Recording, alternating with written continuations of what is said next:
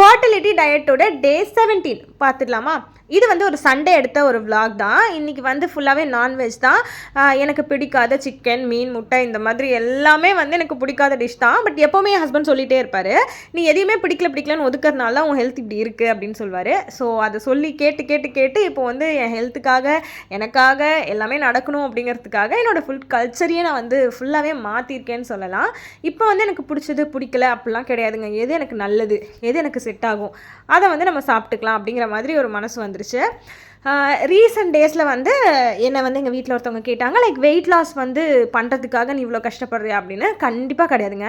நான் வந்து என்னோடய வெயிட் லாஸ் பண்ணணும், நான் வந்து ஒல்லி ஆகணும், அப்படி ஆகணும், இப்படி அந்த மாதிரி எந்த எய்மே கிடையாது. எனக்கு வந்து பேபி வேணுங்கிறது என்னோடய பிளானிங்கு. டாக்டர்கிட்ட போகிறோம், டாக்டர் வந்து மருந்து எழுதி கொடுக்குறாங்க, எல்லாமே ஓகே. பட் நம்ம அதுக்காக பர்சனலாக என்ன எஃபர்ட் எடுத்தோம் அப்படின்னு ஒரு கொஸ்டின் மார்க் இருக்கும் இல்லையா? அந்த கொஸ்டின் மார்க்குக்கான ஆன்சர் தான் ஆக்சுவலாக நாங்கள் டயட் ஸ்டார்ட் பண்ணதுக்கு அப்புறமா எனக்கும் சரி என் ஹஸ்பண்டுக்கும் சரி உடம்புல பயங்கரமான டிஃப்ரென்ஸ் இருக்குது. அதுலேயும் எனக்குலாம் ஃபர்ஸ்ட் ஃபாலிகுலர் ஸ்டடி போனப்போ நான் வந்து பயங்கர அப்செட்டு. அது வந்து ஃபெயிலியர். எனக்கு செகண்ட் மந்த் வந்து அது எனக்கு சக்ஸஸ் ஆகும்போது ஐ வாஸ் ஸோ ஹாப்பி. அது எல்லாத்துக்குமே காரணம் என்னோடய டயட் லாங்குவேஜ் தான்.